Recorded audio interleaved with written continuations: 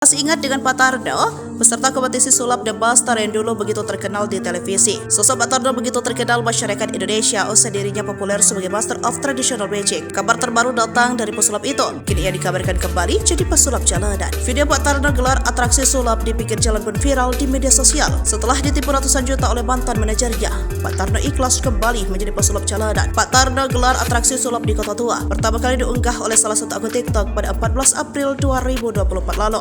Dalam video yang beredar, terlihat Pak Tarno tampil nyentrik dengan baju kemeja warna hijau dan corak polkadot. Pak Tarno berdiri di balik meja yang tampak dipenuhi berbagai peralatan sulap. Sebuah spanduk terpasang di mejanya dengan tulisan Master Tarno. Pak Tarno juga membubuhkan nomor ponsel yang berfungsi untuk menghubunginya jika ada yang ingin menyewa atraksi sulapnya.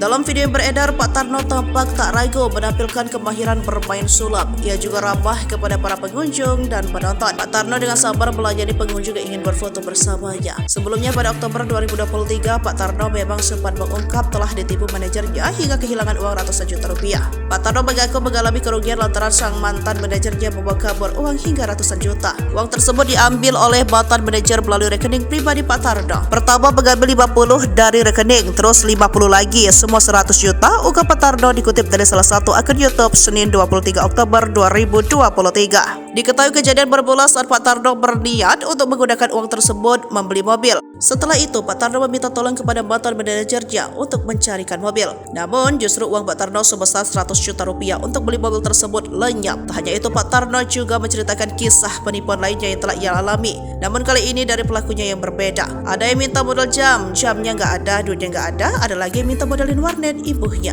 Setelah kejadian tersebut, Pak Tarno mengaku bahwa dirinya sudah lama tidak bertemu dengan mantan manajernya. Sementara uang yang telah dibawa kabur juga tidak dikembalikan kepada Pak Tarno.